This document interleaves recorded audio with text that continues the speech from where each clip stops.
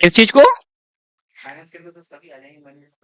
वही कह रहे, देखो इतना ब्रॉड सेंस में देखना है कि रटने की आवश्यकता पड़े ही ना, है ना। और कहीं भी पूरी यूट्यूब में हम देख रहे हैं, कई जगह देखा, बुक में अर्थव्यवस्था इतना कठिन करके बता रहे हैं कि कोई मतलब ही नहीं है उसका। रेपो कहीं पढ़ा रहे हैं, एसएलआर कहीं पढ़ा रहे हैं, सीआरआर कहीं पढ़ा रहे हैं। भाई उद्देश्य क्या है तुम बताओ? एकदम सिंपल तरीके से अगर सोचोगे, क्या उद्देश्य है? सिंपल सी बात थी एकदम। क्या पढ़ा था हम लोगों ने? मौद्रिक नीति पढ़ा था ना, मॉनिटरी पॉलिसी। इसकी आवश्यकता क्यों पड़ेगी बताओ? पूरा रिवीजन करके देखा करो, क्योंकि देखो रटोगे तो कभी समझ में आएगी ही नहीं। अर्थव्यवस्था एक ऐसा सब्जेक्ट है, या तो समझ में आएगा ही नहीं, आएगा तो पूरा आएगा, ढंग से आएगा फिर। और इसके क्वेश्चन ऐसे हैं कि ऑटोमेटिक सारे क्वेश्चन तुम्हारे सही होंगे अगर एक बार इस पे ग्रिप बन गई तो। सबसे सेफ सब्जेक्ट है ये। रेपो का मतलब है रेपो होगा वो, बस, है ना, कुछ उसमें इधर उधर होने का चांस ही नहीं है। मौद्रिक नीति समझो कि क्यों आवश्यकता पड़ेगी, हमने कुछ बताया था? तुम इस क्लास में थे जब हमने ये कहा था, ये ब्रह्मास्त्र कर लो नोट खाली। ये कहीं नहीं दिया होगा, किसी बुक में नहीं है, कोई इसको समझा के नहीं कहता है। ये हमने कहा था, ये दो चीजें, ये मनी था, ये था ना मुद्रा। यहां मुद्रा जनरेट की जा रही थी इसी पैसे के दम पे। इसी को हम लोग क्या कह रहे थे? साख कह रहे थे, या दूसरी भाषा में क्रेडिट, मतलब क्रेडिट इंग्लिश में, और दूसरी भाषा में इसी को बैंक मुद्रा कह रहे थे, है ना। यही देखो पूरी अर्थव्यवस्था का सार ये है, हम इसलिए कहते हैं, है ना, ये चीजें हैं।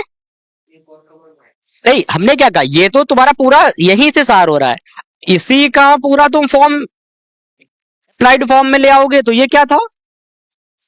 वित्त था, फाइनेंस। ये अगर ये चीज समझ में आ गई, अर्थव्यवस्था में फिर कुछ नहीं रखा है यहां से। और ये काम कौन कर रहा था? बैंक मुद्रा फॉर्मेशन का वाणिज्यिक bank, commercial bank. Commercial bank का काम क्या होता है?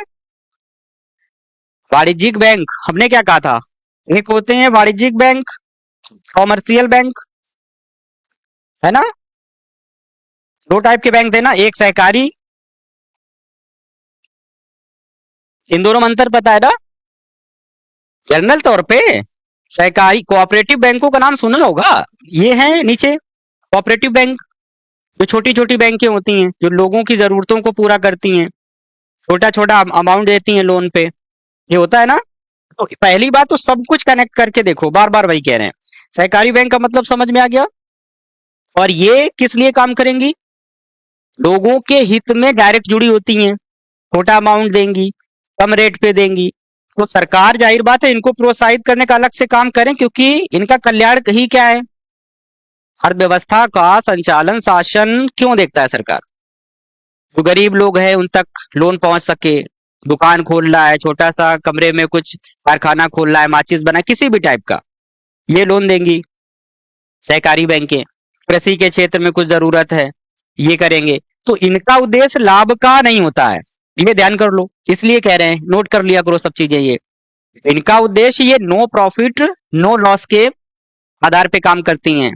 उनका मूल उद्देश्य ये होता है जन कल्याण, है ना। ये कॉमर्शियल बैंक हम क्यों कह रहे हैं वाणिज्यिक बैंकों में? क्योंकि कॉमर्स का मतलब समझ में आ रहा है ना, कॉमर्शियल, वाणिज्यिक बैंक, इनका उद्देश्य लाभ का होता है। ये चीजें समझो, तो मौलिक अंतर पता चलेगा तब ये चीज समझ में आएगी, फिर ये चीज समझ में आएगी। वाणिज्यिक बैंकों का मतलब है ये लाभ के रूप में काम करेंगे, प्रॉफिट के रूप में काम करेंगी, है ना। और ये नो प्रॉफिट नो लॉस के उसमें काम करेंगे। इन पे आरबीआई का पूरा नियंत्रण होता है, बैंकिंग रेगुलेशन एक्ट 1949 के तहत, इन बैंकों पर, है ना। इन पर उनका आंशिक नियंत्रण होता है, क्योंकि ये भारत सरकार के प्रभाव में आते हैं, सरकार के कुल मिला के स्टेट गवर्नमेंट के उसमें आएंगे, ठीक है ना। यहां पर आरबीआई का नियंत्रण कम क्यों होगा? क्योंकि ये लाभ के लिए काम करेंगे, तो यहां देखना जरूरी है। और यही हमने कहा था मनी फॉर्मेशन का काम कर रहे थे, इसीलिए हमने बताया वो कॉमर्शियल बैंक मनी फॉर्मेशन करके पैसा पैदा कर रहे थे। 5,000 का अमाउंट था, 50,000 बना दे रहे थे क्रेडिट के रूप में, वही फाइनेंस के रूप में पूरे भारत में, पूरी अर्थव्यवस्था में, पूरे बाजार में वही फ्लो होता है। इसी को हम लोग ये पूरा देख लिए थे। वित्त फाइनेंस बहुत व्यापक शब्द है, समझ में आया था ना, इसीलिए हम कह रहे थे। तो ये पूरा चक्र है, यही पूरी अर्थव्यवस्था है। अब हमने वही फिर कहा था कि चूंकि यहाँ पे रिस्क वाले फैक्टर हैं, अगर हम 5,000 की मूल मुद्रा को 50,000 बना के क्रेडिट के दम पे, साख के दम पे, भरोसे के दम पे, विश्वास के दम पे बाजार पे उतार रहे हैं, उसका प्रयोग कर रहे हैं, चला रहे हैं, तो रिस्क तो है यहाँ पे 5,000 को 50,000। इसलिए हमको इसकी आवश्यकता पड़ेगी, एक पॉलिसी की, उस रिस्क को मैनेज किया जा सके। चीजें समझ में आ रही ना, उस रिस्क को मैनेज किया जा सके, उसको सुरक्षित भी रखा जा सके। इसीलिए इस टर्म को हम लोगों ने कहा था फाइनेंशियल बबल, बोला था ना, इसीलिए बोला था। बुलबुला क्या होता है, कभी भी फट जाएगा। बड़ी बड़ी बैंकें अमेरिका में देखे ना, है ना, धराशायी हो जाते हैं, शेयर मार्केट धराशायी हो जाते हैं, यही सब फैक्टर होते हैं। जहां थोड़ा सा डबाडोल हुआ, वही सब। भाई हमने कहा नहीं था कि एक ये मान लो है, कील पर टिका हुआ है सब ये, अब हमने इस पर टिका के ये कर दिया, भवन बना दिया, वही काम लगभग हो रहा है। अगर ये जरा सा हिली डुली, गड़बड़ हो गया सब। ऊपर सब कुछ संचालन इसी के आधार पर हो रहा था, ये तो कितना जबरदस्त बैलेंस चाहिए।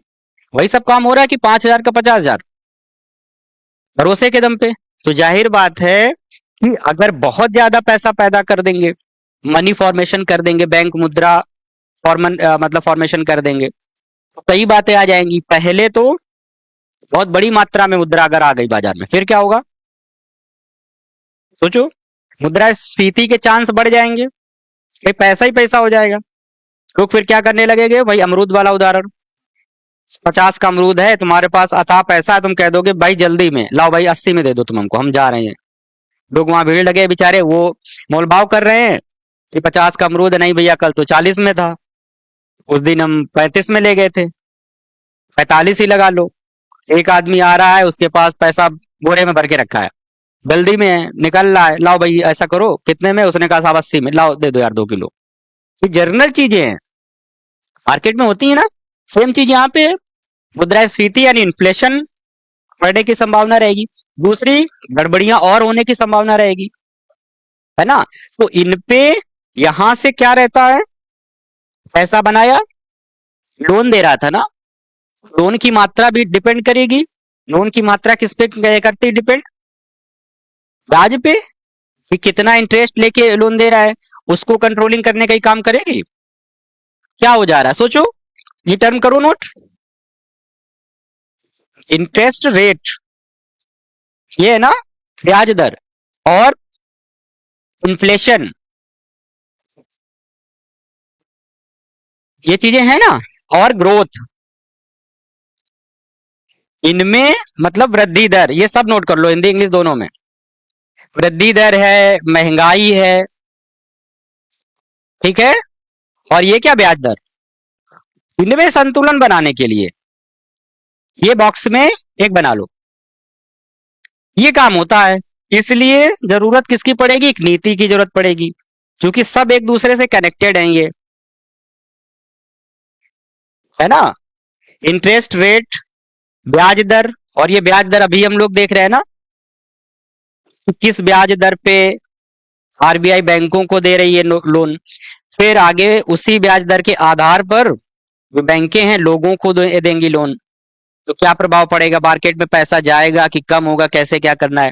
तो ये तीन सबसे मूल फैक्टर हैं, इनमें संतुलन बनाने के लिए, नियंत्रण के लिए, है ना, बैलेंस के लिए, मैनेजमेंट के लिए, कुल मिला के मौद्रिक नीति की आवश्यकता पड़ेगी, यही तो है।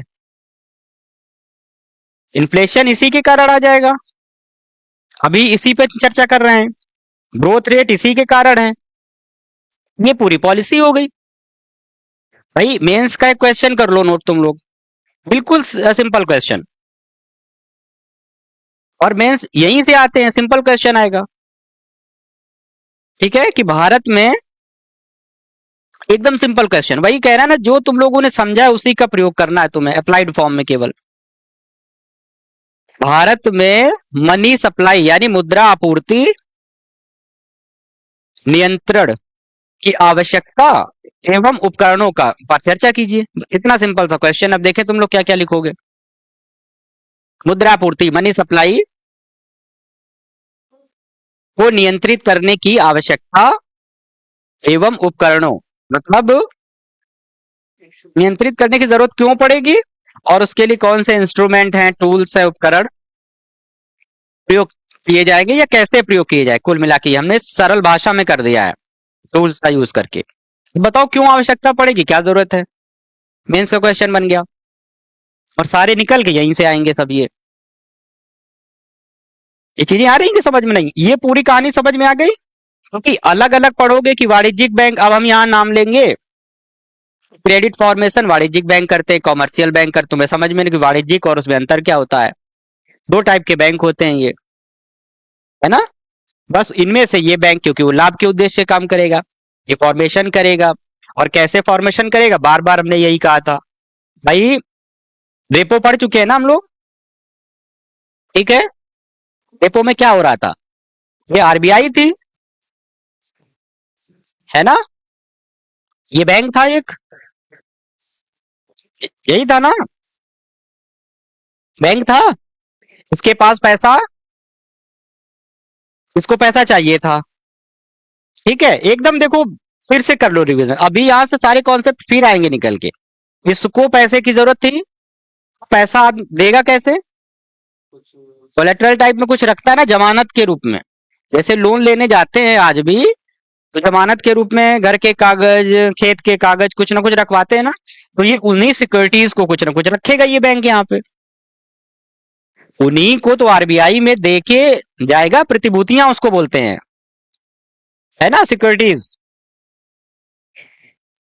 ये दे आएगा, अब इसको आरबीआई लोन दे देगा। ये लोन अल्पकालिक होता है, ये नोट कर लो। जो रेपो में अल्पकालिक होता है, शॉर्ट टर्म का लोन होता है। तो फिर ये क्या करेगा, ये इसको पैसा दे देगा। एकदम सरल भाषा में लिखो, पैसा दे देगा। पैसा के बदले ये क्या करेगा, जिस दर पर, सुनो, जिस रेट पर ये इसको लोन देगा, जैसे ये प्राचीन काल से चला आ रहा था। साहूकार, सेठ, महाजन क्या करते थे, उधारी देते थे लोगों को गांव में, क्या कहते थे। और आज भी होता है, अनौपचारिक बैंकिंग आज भी गांव में प्रचलित है। गांव में कुछ लोग पैसा देने लेने जाते हैं उधार, क्या कहेगा कि 100 रुपया पे 5 रुपया लेंगे हम, प्रति सैकड़ा 5 रुपया पड़ेगा, 5% पड़ेगा, इस टाइप का वही ब्याज है। 100 रुपए पे 5 रुपए मान लो पड़ रहा है यहाँ पे। अगर इसको 100 रुपए की जरूरत है तो 5 रुपए के दर से, ये ब्याज की तरह होता है, ये कहीं किताबों में नहीं दिया है। ये चार्ज होता है एक प्रकार से। इंटरेस्ट रेट शब्द का प्रयोग नहीं किया जाना चाहिए, लेकिन याद करने के लिए लिख लो।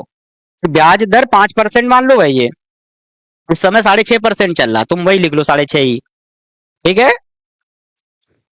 याद करने में आसानी हो इसलिए हम 5% का यूज कर रहे हैं। तो 5% यानी 100 रुपए लिया तो 5 रुपए ये इंटरेस्ट के तौर पे लेगा, चार्ज करेगा, ठीक। यही रेपो दर होती है, यही रेट होता है ना। ये दोनों में अंतर ध्यान कर लो, ये कहीं बुक में नहीं मिलेगा, किसी बुक में। रेपो रेट, अभी हमें क्वेश्चन पूछेंगे तुम लोगों से, ये रेपो रेट होती है, समझ रहे हो, है ना। याद करने के लिए फिर इसको 5 कर लो। अब समझ गए क्या था, 5% मानो, है ना, 5%। अगर इस बैंक ने 100 करोड़ रुपए लिया तो 5% उस पर चार्ज लगेगा। ये क्या था, रेपो। जिस दर पे ये 5% रेट की दर पे दे रहा था, ये रेट था, रेपो रेट हो गया। लेकिन आरबीआई करेगा क्यों, हमने क्या कहा था, इसीलिए एक एक सीक्वेंस से हमने पढ़ाया था कि रेपो कब आ रहा था, 1992 में आ रहा था। इसके पहले बैंक रेट, सीआरआर, एसएलआर का प्रयोग किया जाता था। कई लोग गलत जाते हैं, वो कह देंगे कि बैंक रेट कारगर साबित नहीं हुआ इसलिए रेपो लाया गया। कुछ नहीं, वो सब ठीक बातें नहीं है, उनके अनुप्रयोग ही अलग हैं। भाई हमने क्या कहा था, ये सब जरूरत क्यों पड़ेगी, ये शॉर्ट टर्म का नाम ले रहे थे। और ये बैंक करेगी क्यों, अभी तुम लोग को समझ में आएगा। एक बैंक हमने बताया था बी है ना, ये बैंक भी है, अब ये क्या करेगी, इसको पैसे की जरूरत थी, तो यहाँ स्थिति कैसी हो जाएगी, मतलब यहाँ पैसा कैसा है, डेफिसिट वाला माहौल चल रहा है, कमी का माहौल चल रहा है। तो माहौल कैसा होगा बाजार में, मंदी टाइप का होगा, ऐसा ही नहीं, मंदी टाइप का चलेगा ना, रिसेशन टाइप का कुछ। यहाँ पे इस क्षेत्र की बात, और चाहे ये बैंक मान लो चाहे क्षेत्र मान लो, एरिया मान लो इसको, तो भी ये सारे टर्म समझ में आ जाएंगे। बार बार कहते हैं कि देखो, या तो अर्थव्यवस्था समझ में आएगी या नहीं आएगी, और इसको बड़ा कठिन मानते हैं। मौद्रिक पॉलिसी क्या होती है, यही सब मौद्रिक पॉलिसी में आएगा। ये बैंक ए का बात समझ में आ गया, एरिया मान लो चाहे ये बैंक में, इसको क्या था, यहाँ क्या है, ये बैंक सरप्लस में था, मतलब यहाँ पैसा इस क्षेत्र में अधिक है, पैसा अधिक है, वही बात है, तो यहाँ पे प्रवृत्ति कैसी होगी, टेंडेंसी महंगाई वाली होगी, इन्फ्लेशन वाली होगी ना। अब सोचो, हमने क्या कहा था, जो लोग ये कहते हैं कि नहीं बैंक रेट कारगर नहीं हुआ, सीआरआर कारगर कारगर नहीं हुआ, अगर सीआरआर या बैंक रेट या एसएलआर पे कटौती करते हैं, तो कटौती कहाँ होती है, सीधे यहाँ पे हो जाती है। कॉमर्शियल बैंक का काम था ये, यानी पूरे देश में लागू हो गया, और फिर क्या होता है कि बैंकों के सीधे मूल जो उनका धन था उस पे प्रहार हो गया, अटैक हो गया, है ना। तो यहाँ पे क्या है कि जिन बैंकों के पास पैसा, जैसे कमी वाले बैंक थे, उनको भी रखना पड़ेगा, है ना। तो ये यहाँ कब जाएगा, जब इसको पैसे की जरूरत है तब जाएगा ना। बहुत देखो, एकदम फ्रेश मूड में ठंडे दिमाग से बैठो, ये कब जाएगा यहाँ पे, जब इसको पैसे की जरूरत है। यहाँ पे क्या हो रहा है, इसको जरूरत हो ना हो जो भी है, यहाँ भी क्या था, इसके पास पैसा अधिक था, तो ये क्या करेगा, यहाँ आरबीआई क्या करेगा, ये प्रतिभूतियां उठा के इसको दे देगा, सेम काम हो रहा है, इसको, और ये अपना पैसा यहां दे देगा। इसी को उल्टा करके लोग बताते हैं कि जब आरबीआई को ऋण की जरूरत होती है, उस भाषा में पढ़ना चाहो उसमें पढ़ लो, कि जब आरबीआई को जरूरत होती है तो बैंकों से उधार लेता है, रिवर्स रेपो का मतलब वही कह रहे हैं, हम एक साथ पढ़ा रहे हैं दोनों को। रेपो में क्या कहते हैं कि जब बैंक को शॉर्ट टर्म लोन की जरूरत है, बैंक आरबीआई जाते हैं, बैंक से शॉर्ट टर्म, बैंक आरबीआई से अल्पकालिक ऋण लेता है, तो वह रेपो लोन होता है, जिस दर पे लेता है वो रेपो रेट होती है। दूसरा, हम लोग सिंपल बुकों में जो पढ़ते हैं उससे तुम लोगों को ब्रॉड सेंस में पढ़ना है। बुक में क्या दिया होगा कि जब आरबीआई बैंकों से लोन लेती है शॉर्ट टर्म का, है ना, और बैंक वसूलते हैं ब्याज दर, उसको क्या कहते हैं, रिवर्स रेपो रेट, जिस दर पे। लेकिन इसको अच्छे कॉन्सेप्ट में समझो, बैंक इनको प्रोत्साहित करती है कि तुम्हारे पास सरप्लस पैसा है, वो हमारे पास जमा कर जाओ, हम तुम्हें कुछ प्रोत्साहन राशि भी देंगे, और जिस दर पे देंगे वही होता है रिवर्स रेपो रेट, और ये हमेशा इससे कम रहेगा। एक एक पॉइंट अब समझ लेना, फिर से ये नई चीज मिलेगी। मान लो ये 6.5% है ना, तो ये हमेशा इससे कम रहेगा, 5.5 रहेगा। इस दर पे बैंक इसको प्रोत्साहन राशि देगा, इसलिए इसको इंटरेस्ट रेट, अच्छा तुम खुद बताओ, इसको भी इंटरेस्ट रेट, इसको भी इंटरेस्ट रेट कह रहे हो, वो सही नहीं रहता, इसको चार्ज कहते हैं, इसको इंसेंटिव कहते हैं। इंसेंटिव का मतलब है जो प्रोत्साहन टाइप की राशि दी जाती है, कि तुम्हारे पास अधिक पैसा है तो हमको दे जाओ, हम तुमको इस दर पे पैसा देंगे, है ना। तो ये पूरी प्रक्रिया एक समेकित रूप में, इंटीग्रेटेड फॉर्म में काम करती है देश में। समझ में आ गया, यहां से कई चीजें आएंगी, देखो इंसेंटिव है ये, ठीक है। अब इसी को रिवर्स रेपो रेट कहते हैं, जो तुम्हें सही लगे वो कर लो, ठीक है। तो इस दर पर ये दे रहा है, इसको क्या कह देते हैं, रेपो रेट कह देते हैं। ये चार्ज होता है एक प्रकार से। तो यूपीएससी बहुत बड़ा खिलाड़ी है, वो सीधे रेट नहीं कहेगा, चार्ज कह देगा। तो तुम लोग कंफ्यूज ना करो, इसलिए सारे टर्म ध्यान कर लो, दिमाग पे लिख लो सारे टर्म, है ना। ये कम क्यों रहेगा, अब सोचो, अब कहानी यहां से थोड़ी सी चेंज हो जाएगी। पहले तो ये समझ में आ गया, इस क्षेत्र में पैसा अधिक था, इस क्षेत्र में पैसा कम था, उनमें संतुलन का काम आरबीआई कर रहा है, ये इसका मेन काम था। और ये हो क्या रहा है, पूरे बाजार में क्या हो रहा था, हमने बताया था उस दिन, तरलता का समायोजन ही तो हो रहा है ना। तरलता का समायोजन, यहाँ तरलता अधिक थी, यहां से बैंक आरबीआई घसीट के यहाँ ले आया, यहाँ जरूरत थी। बहुत व्यापक टर्म में कहानी की तरह पढ़ना है। आरबीआई का काम क्या हो गया? अधिशेष वाले क्षेत्रों से पैसा निकालकर कमी वाले क्षेत्रों तक पहुंचाना। दिख रहा है ना? ये काम है रिवर्स रेपो का और रेपो का। महंगाई हमेशा अल्पकालिक ही होती है, हम हर बार यही चर्चा करते हैं। प्याज टमाटर वगैरह के दाम ऐसा तो नहीं है कि पूरे साल या हमेशा से बढ़ जाते हैं। एक बार अगर 150 किलो टमाटर पहुंच गया तो अब 150 भी चल रहा है, ऐसा नहीं होता है ना। 2 महीने 3 महीने महंगा रहा, फिर कम हो जाता है। शॉर्ट टर्म है ना। तो वही चीज है ना कि महंगाई अल्पकालिक होती है। ये चीजें ध्यान रखो, दिमाग पे उतार लो। और यहाँ सीआरआर एसएलआर में क्या हो रहा था? यहां कटौती कर दे रहे थे तो ये प्रभाव उन बैंकों पर भी पड़ जा रहा था। इस पे इससे तो पैसा खींच ही लिया इसमें सीआरआर पे। इसका भी बेचारे के पास पैसा ही पहले से ही कम है, इसका भी पैसा क्या नाम चला जाएगा, कम हो जाएगा। इसलिए इनका प्रयोग इनकी जगह ये लाया गया। ये ध्यान कर लो तुम, इससे ज्यादा कॉन्सेप्ट कहीं दिया ही नहीं है, इतना डिटेल में किसी बुक में नहीं दिया है। ये कॉन्सेप्ट है पूरा, है ना। तो अर्थव्यवस्था सिंपल चीजें हैं। अब ये चीजें क्या दिख रहा है? लिक्विडिटी को एडजस्ट करने का काम हो रहा है, यहां से वहां से यहाँ। इसीलिए इसको LAF कहते हैं। नोट कर लो, ये अलग से टर्म आएगा, मेंस में आ जाएगा। लिक्विडिटी एडजस्टमेंट फैसिलिटी, तरलता समायोजन सुविधा, इसी को कहते हैं, है ना। तो तरलता समायोजन सुविधा में सीआरआर एसएलआर नहीं आते हैं, ये पर्टिकुलर क्वेश्चन आ जाएगा। तो निम्नलिखित में से कौन तरलता समायोजन सुविधा यानी LAF के रूप में प्रयोग किए जाते हैं? ये किए जाते हैं। रेपो रिवर्स रेपो, या क्या चीज समझ में आई ये बताओ पहले। इस सिस्टम में कोई कमी लगी? अब तुमसे क्वेश्चन जो पूछा जाएगा हम वो पूछ रहे हैं। रिवर्स रेपो रेट ये कम रखा जाता है, कम क्यों रखा जाएगा पहले ये बताओ। रिवर्स रेपो रेट यहीं से समझो पहले, फिर आप आगे फिर बता रहे हैं डिटेल में। और बताओ, जल्दी सोचो ना। हम कहते हैं कि थिंकिंग पावर डेवलप करो, उसके बिना कुछ नहीं होगा। कथा कहानी सुना करते हो, किताबों से भी कुछ नहीं होगा, नोट से भी कुछ नहीं होगा।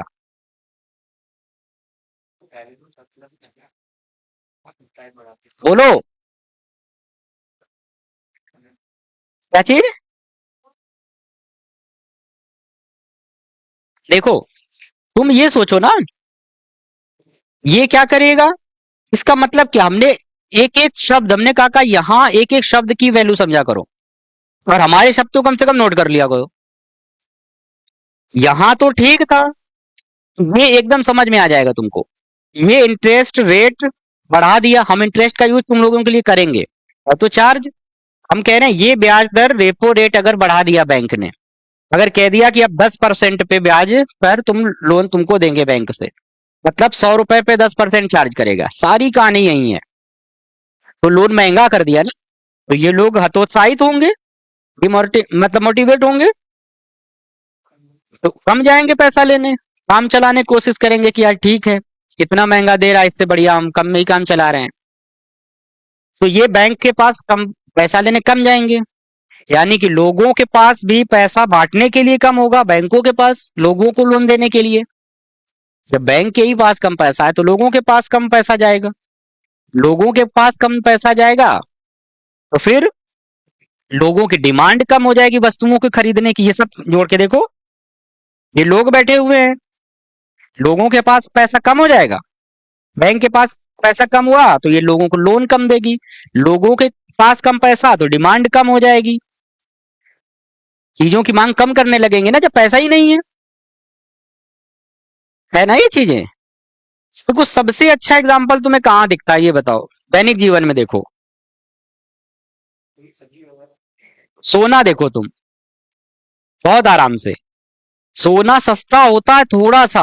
मम्मी लोगों से ध्यान करो, सोना जरा सा सस्ता हुआ तो बाजार की तरफ भागने लगता आदमी। अगर सोना मान लो इस समय 80,000 रुपए चल रहा है तोला, अगर ये हो जाए कि 50,000 में आ गया है, सब लोग भागेंगे, तुरंत भागेंगे कि नहीं भागेंगे, है ना। तो सबसे बेहतरीन एग्जाम्पल नोट कर लिया करो दैनिक जीवन के, और कुछ है ही नहीं अर्थव्यवस्था में, सब दैनिक जीवन वाला पढ़ रहे हो, डेली रूटीन वाले जो काम है।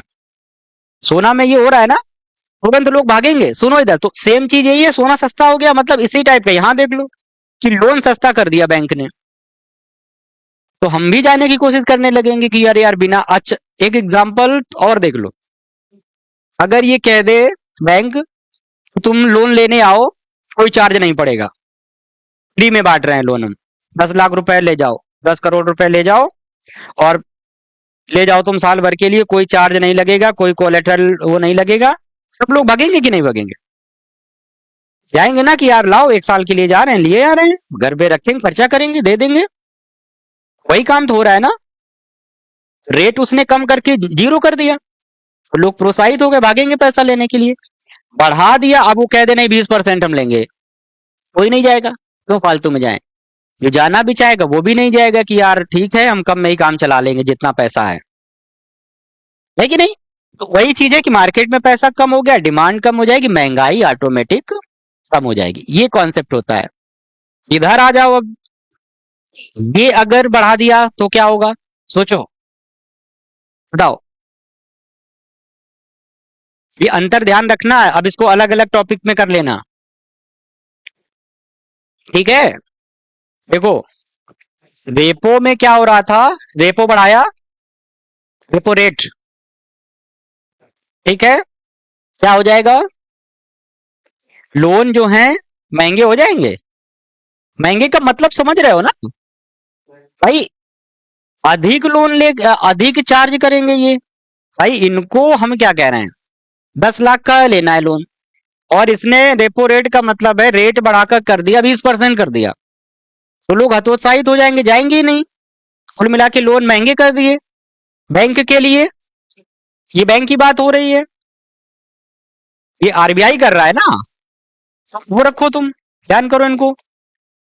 रेपो रेट बढ़ा दिया, लोन महंगे हो गए, तो लोन की डिमांड कम हो गई कि नहीं होगी, लोन की मांग कम हो गई। अब लोन का मतलब है कि ये लोगों के पास, बाजार तुम कर लो सीधे, बाजार के पास भी पैसा कम पहुंचने लगेगा, बाजार के पास, लोगों के पास, सब एक साथ में कर लो नोट तुम।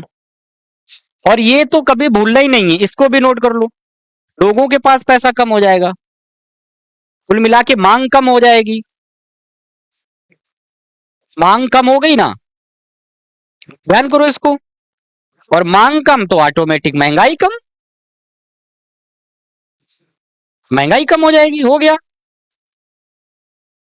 ये सीक्वेंस रखो बना के कि इसका प्रभाव क्या होगा,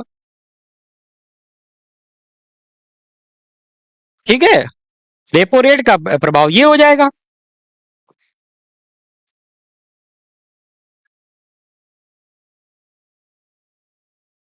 ये चीजें समझ में आ गई, अब थोड़ा सा ये देख लो, अगर इसको उल्टा कर देंगे एकदम आराम से, इसमें देखो, सोचो, अगर उल्टा कर दो तुम, फिर क्या होगा, रेपो रेट कम कर दिया, लोन सस्ते हो जाएंगे ना ये तो, है ना? ये दोनों वो बना लेना फिगर, इसलिए कह रहे हैं लोन सस्ते होने का मतलब डिमांड बढ़ गई लोन की, बैंक जाएंगे खूब दौड़ के पैसे के लिए। अब बैंक जाएंगे तो बैंक ज्यादा पैसा बांटेंगे, तो लोग भी अट्रैक्ट होंगे ज्यादा, लोगों के पास पैसा ज्यादा हो जाएगा, तो क्या हो जाएगी, पैसा ज्यादा तो मांग बढ़ जाएगी, वस्तुओं के भी भाई पैसा है लोगों के पास। और ये चीजें बना बना के देखना है, रफ में खूब बनाओ, ऑटोमेटिक समझ में आ जाएगा। मांग बढ़ेगी, मांग बढ़ेगी तो मतलब महंगाई बढ़ने की प्रवृत्ति होगी, इन्फ्लेशन की, ऑटोमेटिक चीजें आ जाएंगी। सारे टर्म समझ में आ रहे हैं, और ये जर्नल कॉन्सेप्ट है एकदम। किसी को लोग अरे रेपो याद नहीं होता, सबसे कठिन टॉपिक है ये, रेपो है, सीआरआर है, एसएलआर है, ये चीज समझ में आ गई ना। अब तुम्हें क्या देखना था, सुनो, अब एक सबसे बड़ा, बहुत मतलब व्यापक चीज देखो, जो दूसरे स्टूडेंट को कहीं नहीं देखने को मिलेगी। ये तो रेपो की बात हो गई, हमने कहा था ये शॉर्ट टर्म जाता है, अल्पकालिक रूप में भी इसने तुरंत महंगा किया, बाजार में लोन महंगे हो गए, लोगों के पास ये सारी चीजें थी, ये ऐसा हो गया। अगर हम सीआरआर की बात कर रहे थे, सोचो, थोड़ा सा कंपेयर यहीं पे कर लिया करो, साथ में चलते चलो।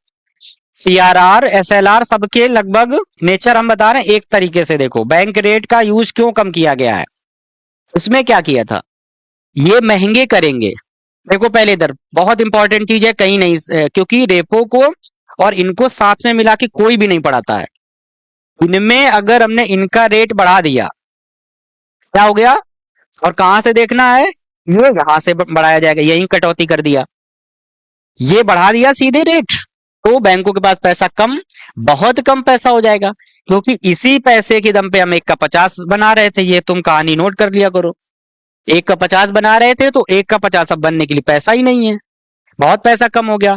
मार्केट में पैसा कम जाएगा, देखो ये बैंकों के पास पैसा कम जाएगा, अब देखना तुम ध्यान से, बैंकों के पास लोन कम जाएगा, बैंक कम लोन लेने जाएंगे, फिर लोगों को कम देंगे। अब लोग में कौन कौन होंगे सोचो, व्यवसायी भी होंगे ना, है ना, व्यापारी भी होंगे, है ना, पूंजीपति होंगे, ये सब होंगे ना, कुल मिला के बाजार ये हो जाएगा, बाजार में भी पैसा कम होगा ना। इस एंगल से देखना जो हम समझाना चाह रहे थे, इसमें क्या होगा, अब ये निवेश कर रहे थे पैसे को, निवेश कम हो जाएगा, निवेश कम हो जाएगा ना, निवेश कम हो जाएगा तो उत्पादन कम हो जाएगा,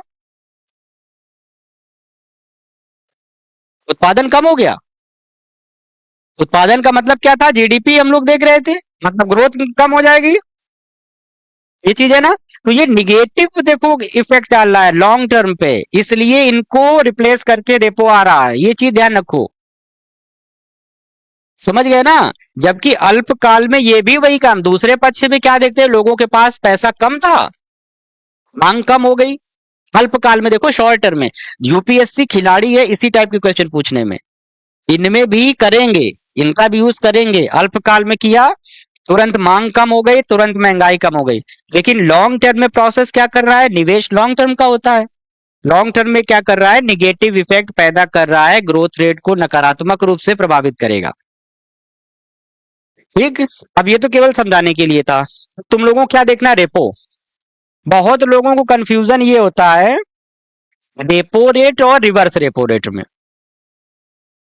एक क्वेश्चन पहले बताओ कि रेपो रेट बढ़ाने से बाजार में तरलता कम हो जाती है, ऑप्शन एक, ठीक, और रिवर्स रेपो रेट बढ़ाने से बाजार में तरलता बढ़ जाती है ना। कथन एक सही है कि कथन दो सही है, एक और दो दोनों सही है या दोनों गलत है, बहुत ध्यान से सुनो, इसलिए कहते हैं दिमाग खोल के बैठा करो, फिगर बनाओ, तुरंत बनाओ, उसमें बना के देखो। क्वेश्चन है कि रेपो रेट बढ़ाने से बाजार में तरलता बढ़ने की प्रवृत्ति घटने की, तरलता यानी लिक्विडिटी घटने की प्रवृत्ति बढ़ जाती, टेंडेंसी मतलब घट जाती है, सिंपल शब्दों में लिख लो, बाजार में तरलता घट जाती है, पर रिवर्स रेपो रेट बढ़ाने से बाजार में तरलता बढ़ जाती है। कथन एक सही है कि दो सही है, दूसरा सही है या दोनों सही है या फिर दोनों गलत है, बताओ इस पे।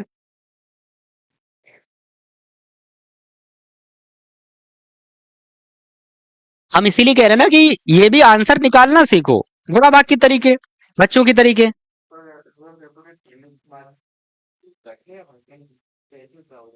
हमने फिर से सुन लो, हमने कहा क्वेश्चन था कि रेपो रेट बढ़ाए जाने पर, बढ़ने पर बाजार में तरलता घट जाती है, ठीक, ये स्टेटमेंट एक है। दूसरा था रिवर्स रेपो रेट को बढ़ाए जाने पर बाजार में तरलता बढ़ जाती है। तो पहला स्टेटमेंट सही है कि दूसरा सही है, या दोनों सही है या फिर दोनों गलत है, ये बताओ, जल्दी से बताओ, फिर यहां आ जाओ। दूसरा सही है, बहुत बढ़िया, तुम बताओ। अब देख लो इधर, हमने क्या समझाया था, यही चीजें हैं। पहले वाले में तो सीधे समझ में आ रहा था कि रेपो रेट बढ़ाया, लोन की मात्रा कम हो गई, लोन लेने की मात्रा कम हो जाएगी, और फिर लोगों के पास पैसा इस बैंक के द्वारा कम जाएगा, ये एक दूर से देखते जाओ, लोगों के पास पैसा कम हो जाएगा, ये है ना, ये बैंक था, ये तो एकदम दिमाग पे बैठा हो भाई तुम लोग।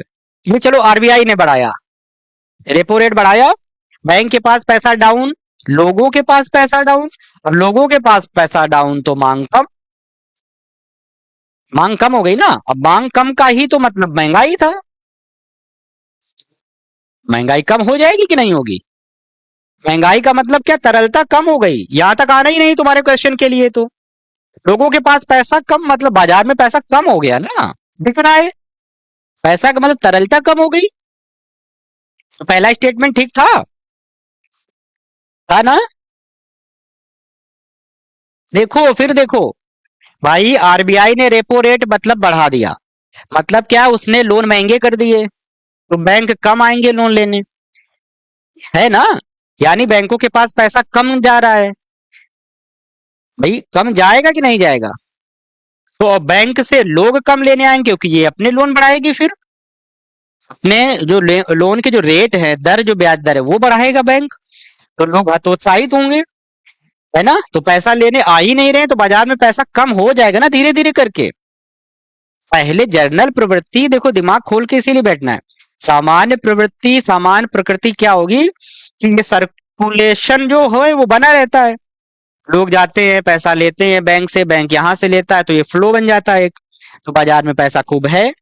अब इसने इंटरेस्ट रेट, ब्याज दर बढ़ा दिया रेपो रेट के रूप में, तो ये लोग हतोत्साहित होंगे, पैसा लेने जाएंगे नहीं, तो फ्लो रुक गया ना। तो बाजार में तरलता कम हो जाएगी कि नहीं हो जाएगी? तरलता का मतलब पैसा कम हो गया। कॉन्सेप्ट क्लियर है ना? ठीक, ये तो एक बात हो गई कि पहला स्टेटमेंट सही। दूसरे स्टेटमेंट में हमेशा लोगों को कंफ्यूजन होती है। अब सुनो ध्यान से, ये सबसे कठिन और सबसे इंपॉर्टेंट चीज है। लोगों को क्या लगता है कि चूंकि रेपो और रिवर्स रेपो, इसमें रिवर्स का नाम ही दे दिया गया, उल्टा रेपो, तो लग रहा होगा कि इसका प्रभाव, इसका जो प्रभाव है इससे उल्टा हो जाएगा। सामान्य स्टूडेंट क्या लगाएगा कि अगर इसको बढ़ाएंगे तो वो अपने आप क्या नाम है, कम हो जाएगा। सही होगा। लेकिन यहीं पे दिमाग खोलना है, आंखें भी खोलना है। क्यों? सोचो, रिवर्स रेपो रेट था क्या? यहीं से देखो, ये आरबीआई, रिवर्स रेपो क्या था? यही हमने देखा था ना, ये बैंक, है ना? फिर से ध्यान करो, इसलिए कहते हैं कि ये सब फिगर बना के पढ़ो। ये इसने सिक्योरिटी रखी थी, ये पैसा लाया था, मुद्रा मान लो सीधे, तरलता ये लाया था, ठीक। इसको जरूरत थी, ये रेट रेपो रेट था। अब क्या हमने क्या कहा था? चलो आरबीआई ले आया, तुम्हारी भाषा में ही देख लो, आरबीआई इससे पैसा ले आया, ठीक। ये सिक्योरिटी रख के, जैसे भी तुम्हें समझ में आ जाए, अपनी सिक्योरिटी रख के, ये सिक्योरिटी रख के आरबीआई पैसा लाया, ठीक। जिस दर पे लाया, तुम्हारी भाषा में जिस दर पे लाया, यही तो रिवर्स रेपो रेट था। ध्यान से सुनना, ये कॉन्सेप्ट बहुत माइनर यहाँ पे करते हैं लोग गलतियां। यही था ना, ये इससे जो पैसा चार्ज कर रहा था ये रेपो रेट था, है ना? इसको जो देगा इंसेंटिव रेट, मान लो रिवर्स रेपो रेट, यही तो था जो पैसा देगा इंसेंटिव के रूप में। अब तुम लोग सुनना जो हम कहना चाह रहे थे, अगर रिवर्स रेपो रेट आरबीआई बढ़ा देता है तो बाजार में बिल्कुल उल्टा ही प्रभाव पड़ेगा जो तुम लोग सोच सकते हो। क्यों पड़ेगा? सोचो, अगर ये रेट इसने बढ़ा दिया आरबीआई ने, मान लो रिवर्स रेपो रेट अभी 5% है, आरबीआई ने कर दिया 10%, कि रिवर्स रेपो रेट 10% है, यानी कि तुम अपना पैसा जो है बैंक, वो सरप्लस जो है वो बैंक में दे जाओ, हम तुमको इतना सारा ब्याज देंगे। तो क्या होगा, ये नोट डाउन करो, ये कहीं नहीं दिया होगा, अच्छे अच्छे जगह इस पे लोग कंफ्यूज हो जाते हैं। अब क्या होगा बताओ? यहां तो सीधे समझ में आ रहा था कि लोन महंगे कर ही दे रहा था आरबीआई, ठीक। यहां क्या हो जाएगा, अगर रिवर्स रेपो रेट बढ़ा देंगे तो ये सारे लोग बैंक दौड़ने लगेंगे आरबीआई की तरफ कि हमारा पैसा रख लो, हमारा पैसा रख लो, क्योंकि ब्याज ज्यादा दे रहे हैं। तो ये लोगों के पास पैसा कम होने लगेगा, इसके लिए ये ध्यान कर लो, बाजार के लिए पैसा कम हो जाएगा। ये मोस्ट इंपॉर्टेंट चीजें हैं कि दोनों चीजें बढ़ाई जाएंगी, चाहे रेपो बढ़ा दे चाहे रिवर्स रेपो रेट बढ़ा दे, दोनों ही बातों में, दोनों ही मुद्दों में बाजार में तरलता, बाजार में पैसा कम हो जाएगी। ये नोट करो एक स्पेशल तौर पे, है ना। बड़े बड़े पेज पे इसीलिए सब डायग्राम बना के इस टाइप का तुम लोग नोट किया करो। क्यों हो जाएगी? क्योंकि ये बढ़ाया तो बैंक प्रोत्साहित हो जाएंगे, दौड़ने लगेंगे, भाई हमारा पैसा रख लो बैंकों में, आरबीआई के पास जाएंगी। क्योंकि लोगों को लोन देने में रिस्क भी है ना। तो 20 लोग लोन लेके जाते हैं, एक लोग भाग जाता माल्या टाइप बन के, ये होता है ना। फिर प्रत्यक्ष उदाहरण है डेली लाइफ के, यही सब चीजें हो रही है ना, ये सारी चीजें हो रही हैं। बैंक प्रोत्साहित हो जाएंगे तो अपना पैसा लोगों की देने की बजाय, बाजार की बजाय, बस ये ध्यान रखो, बाजार की बजाय बैंक कोशिश करेंगे हम सेफ जगह रखा है जाके, ब्याज उससे बाहर से ज्यादा मिल ही रहा है। तो चाहे इसको बढ़ा लो तुम, चाहे रिवर्स रेपो को बढ़ा लो, ध्यान कर लो, दोनों मामलों में क्या होगा कि लोगों के पास पैसा वहां सीधे कम हो जा रहा था क्योंकि लोन महंगे हो गए थे, इसलिए कम हो जाए। यहां इसलिए बाजार में कम हो जा रहा है क्योंकि बैंक लोगों को पैसा देने की बजाय कोशिश करेंगे आरबीआई के पास रखाएं जाके। तो ये गलती बिल्कुल मत करना, और इससे ज्यादा ये चीजें समझ में आ गई ना तो अर्थव्यवस्था में कुछ है ही नहीं, फिर समझ लो। यही लोग कंफ्यूज करते हैं। एक जो हमने ये वाला कॉन्सेप्ट बताया था सीआरआर एसएलआर का, और एक ये वाले, दोनों को मिला के तुम्हारे समझ में आई ये चीजें, इसलिए कम हो जाएगा। अब दूसरी चीज सुनो तुम लोग, क्वेश्चन इससे ज्यादा यूपीएससी कभी जाए नहीं, मतलब जाएगा ही नहीं इस टॉपिक पे। ये चीज समझ में आ गई, ये कुछ हद तक ठीक है। अब देखना, हमने ये कह दिया ऑप्शन, चाहे रेपो रेट बढ़ा दे चाहे रिवर्स रेपो रेट, दोनों के द्वारा क्या होगा, बढ़ाने पे मार्केट में पैसा कम हो जा रहा था, घटा देगा दोनों तो मार्केट में पैसा ज्यादा जाएगा। लेकिन अगर क्वेश्चन ये देख ले, सुनो, ये पूरी व्यवस्थाएं क्या होती हैं ये समझो। रेपो का फुल फॉर्म क्या था?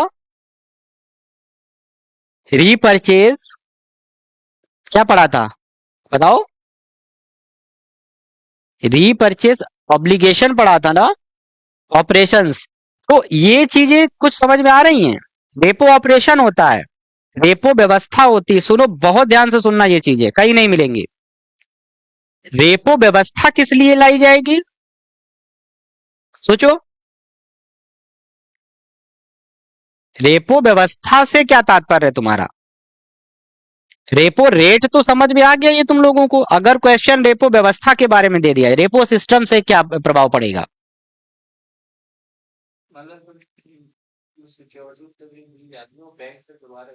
हाँ देखो, रेपो सिस्टम का मतलब क्या, देखो रेपो सिस्टम का उद्देश्य क्या था तुम सोचो ना, एकदम बहुत आराम से सुनो। सिस्टम की बात आ जाए, व्यवस्था की बात आ जाए, ये कहीं भी नहीं दिया होगा। मेंस में अगर क्वेश्चन आ जाएंगे, ये इस टाइप के भी क्वेश्चन रखेंगे। रेपो रेट तो तुम्हें समझ में आ गया कि ये रेट था। रेपो व्यवस्था लाई क्यों जाएगी सोचो, दिमाग लगाओ ना फिर से। इसलिए लाई जाएगी कि इसको पैसे की पूर्ति करनी है। ध्यान से सुन लेना, अलग पेज पे नोट करो। रेपो व्यवस्था का उद्देश्य है बाजार में तरलता को बढ़ाना। दोनों अलग टर्म है, दोनों एक पेज में आधा आधा पेज करके लिखो इसको। ये ऐसी चीजें हैं कि तुम अर्थव्यवस्था के मास्टर हो जाओगे खुद। कहीं किसी बुक में नहीं दिया होगा, यूट्यूब पे कहीं देखना जाते के इन पे कंपेयर करके कहीं नहीं दिया होगा। ये समझ में आया? दो देखो सुनो, जो हमने बोला अब ये देख लो, इससे हो क्या रहा था, उद्देश्य क्या था? उद्देश्य तो पॉजिटिव तरीके से लाया था ना, इसको जरूरत थी पैसे की अल्पकाल में, देने के उद्देश्य, मुद्रा दे रहा था ना, ये चीज फिर बना लेना। मुद्रा देने के लिए मतलब बाजार में तरलता उतारने के लिए, लिक्विडिटी बढ़ाने के लिए लाया गया था ना।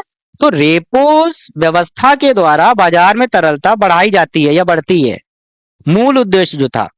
वो रेट बढ़ा देगा तो कम हो जाएगी, वो बिल्कुल अलग मुद्दा है। व्यवस्था लाने का उद्देश्य यही था ना कि इस क्षेत्र में पैसे का फ्लो में बढ़ाना है। रिवर्स रेपो रेट से, रिवर्स रेपो व्यवस्था का क्या उद्देश्य होगा? तरलता को अवशोषित करना था ना यहां से। ध्यान कर लो, केवल बहुत ही माइनर टर्म है, किसी को नहीं पता होगा। इस व्यवस्था का क्या मतलब था? ये पैसा यहां खींच ले, दोनों लिखो अलग से कि रिवर्स रेपो व्यवस्था के द्वारा तरलता को कम करना, बाजार से तरलता को घटाना होता है। ये लिखो, रेपो व्यवस्था अलग है, रेट अलग है, ये कहीं भी नहीं मिलेगा तुम्हें। देखो तुम सुनो इधर, व्यापक कॉन्सेप्ट करो, दिमाग खोलो। हमने क्या कहा, इस व्यवस्था को लाने का उद्देश्य क्या होगा, जो ये वाली व्यवस्था है, इसको पैसे की कमी थी ना, बस। तो रेपो व्यवस्था ये हो गई। यहां क्या था, इसके पास पैसा ज्यादा था, सरप्लस, वो यहां खींच के यहां लाना। तो मतलब बाजार से पैसा कम कर रहा है ना ये, रिवर्स रेपो। समझ में आ रहा है कि नहीं आ रहा है? रिवर्स रेपो व्यवस्था का मूल उद्देश्य क्या था, बाजार से पैसा खींचना, यानी कम करना।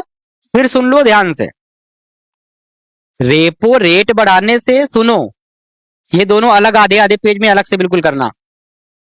Repo rate, reverse repo rate दोनों बढ़ने पर बाजार में तरलता कम हो रही थी। ठीक, जब व्यवस्था का नाम आ जाए तो ये बहुत व्यापक कॉन्सेप्ट है, ये बुक में भी नहीं कहीं दिए हैं। व्यवस्था का मतलब उद्देश्य ये हो जाएगा, और यूपीएससी बहुत बहुत माहिर है इन चीजों में। अभी व्यवस्था के रूप में क्वेश्चन रख दिया तो सब ट्रैप हो जाएंगे उस पे। रेपो व्यवस्था लाने का उद्देश्य था बाजार में तरलता को बढ़ाना, बढ़ जाएगी। रिवर्स रेपो का उद्देश्य था बाजार से तरलता को कम करना, बस। दोनों चीज समझ में आ जानी चाहिए। आई ना? इससे ज्यादा कॉन्सेप्ट कहीं कुछ भी नहीं मिलेगा, ये चीजें समझ लो, ठीक है? इससे ज्यादा कॉन्सेप्ट कभी नहीं मिलना है। सीआरआर, एसएलआर, बैंक रेट सब मिला के सब चीजें पता चल गई ना, क्यों इनकी जरूरत थी, क्यों इनको लिक्विडिटी एडजस्टमेंट फैसिलिटी, तरलता समायोजन सुविधा क्यों कहा जा रहा था, जरूरत क्यों थी, अल्पकालिक क्यों कहा जा रहा था, क्योंकि 1 दिन से 14 दिन तक इनका लोन दिया जाता है। नोट कर लो अगर ना पता हो, ये बुक पे दिया होगा सब, हर जगह। 1992 में लाया गया था रेपो, है ना? और बाजार मुद्रास्फीति को नियंत्रित करना इसका मूल उद्देश्य था, ठीक है ना? दूसरा पॉइंट ये नोट कर लो कि रेपो रेट को ही पॉलिसी रेट कहा जाता है, पहले बैंक रेट था, है ना? रेपो रेट को ही पॉलिसी रेट अब कहा जाता है, पॉलिसी रेट के रूप में स्वीकार किया जाता है, जबकि पहले बैंक रेट था। अब एक दो टर्म और कर लो नोट, इंपॉर्टेंट। रेपो तो सुन लिया ना हम लोगों ने, अब एक सुन लो टर्म रेपो क्या होता है, ये नोट कर लो। टर्म रेपो नए टर्म है, ये बुक में नहीं है जनरली। टर्म रेपो क्या होता है, थोड़ा सा कोविड पे आ जाओ। कोविड के समय क्या होगा, कल्पना करो। बार बार इसलिए कहते हैं ना कि सारी चीजें प्रैक्टिकल फॉर्म में देखा करो, बिल्कुल।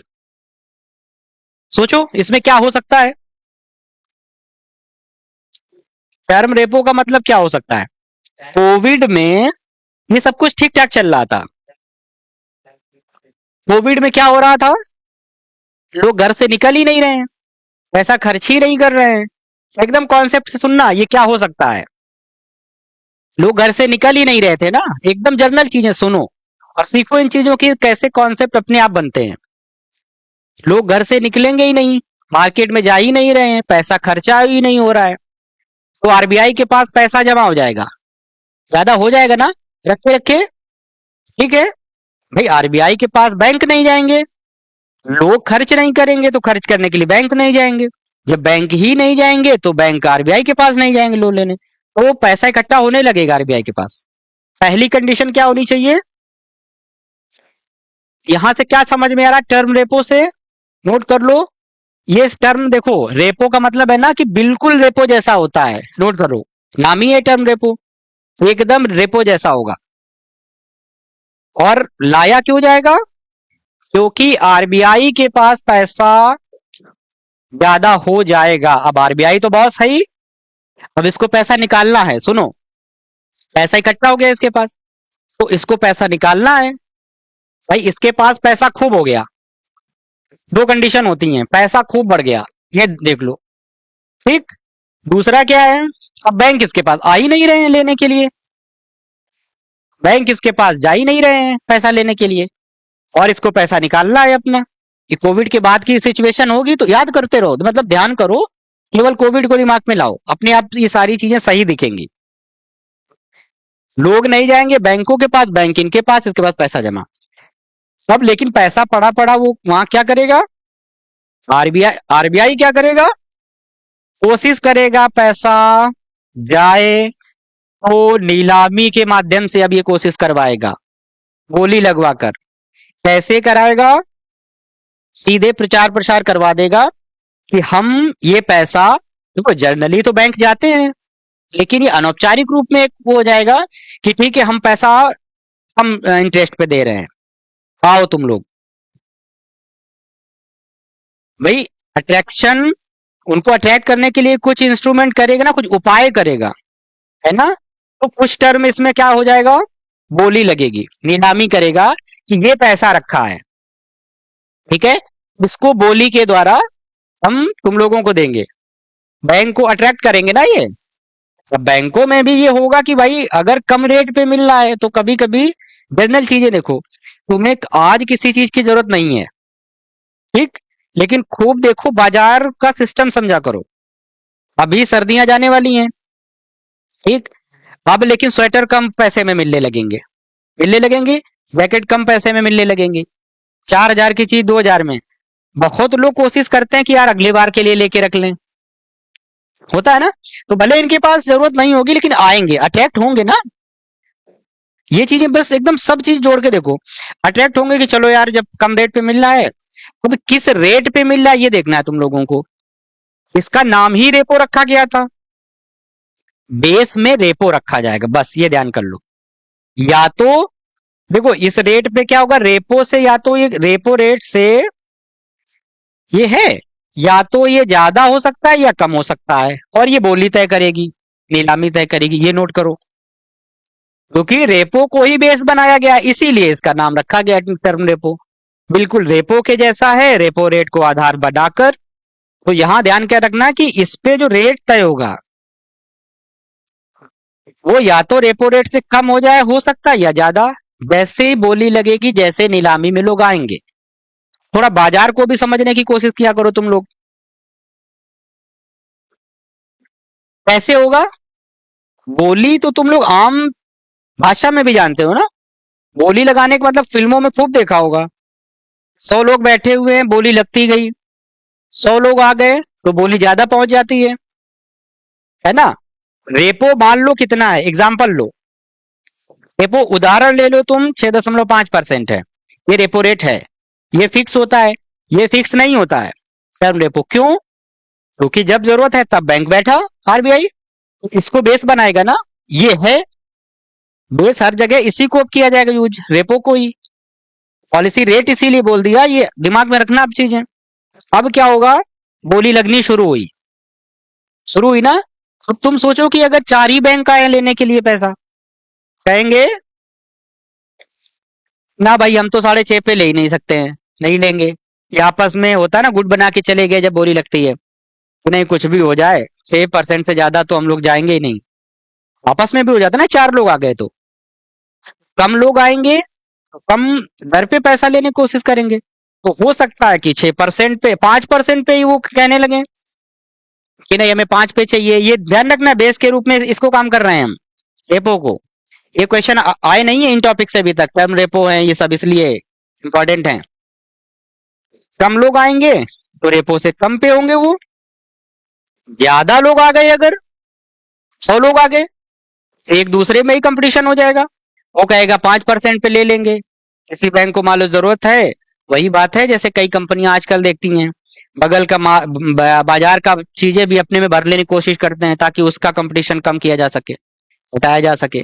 तो यहाँ मान लो 100 लोग आ गए बैंक, अब वो कहेंगे नहीं भले हमें आज काम ना हो लेकिन इसको हटाना है, कई कारण हो सकते हैं। तो हो सकता है कि ये कह दे कि हम 7% पे ले लेंगे लोन, तो बोली 7% पहुंच जाएगी, ये नोट कर लो केवल इन दो कि ये रेपो के कम भी हो सकता है या रेपो से ज्यादा भी हो सकती है, यही है टर्म रेपो। बाकी सारी कंडीशन वही रहेगी, सिक्योरिटी प्रतिभूतियां रखने की आवश्यकता पड़ेगी, इंटरेस्ट जो रेट है उनका वो इस हिसाब से तय होगा, बोली के द्वारा, नीलामी के द्वारा तय होगा। मतलब समझ में आ गया ना, ये आपसी सहमति से इनका तय हो रहा है, बोली के द्वारा इतना हो गया, सहमति हुई, बस ये है टर्म रेपो। ध्यान कर लो, केवल ये कंडीशन आ गई समझ में, कोविड के कारण ऐसी सिचुएशन आई होगी ना, इसलिए किया जा रहा है। अब दूसरा टर्म कर लो नोट, वी आर आर, है ना, triple V triple R, term repo operation वो हो गया। और इसमें अब क्या होगा सोचो, सब चीज एकदम कॉन्सेप्ट बेस है, पूरा पूरा कॉन्सेप्ट बेस है। अभी आरबीआई के पास पैसा जमा था, अब आरबीआई फिर क्या करेगा, बहुत सारे आर्थिक पैकेज सुने थे तुम लोगों ने, बांटना शुरू किया ना, बैंकों को दे दिया खूब सारा पैसा, यही हुआ था ना, एकदम प्रैक्टिकल फॉर्म में सोचा करो अर्थव्यवस्था को।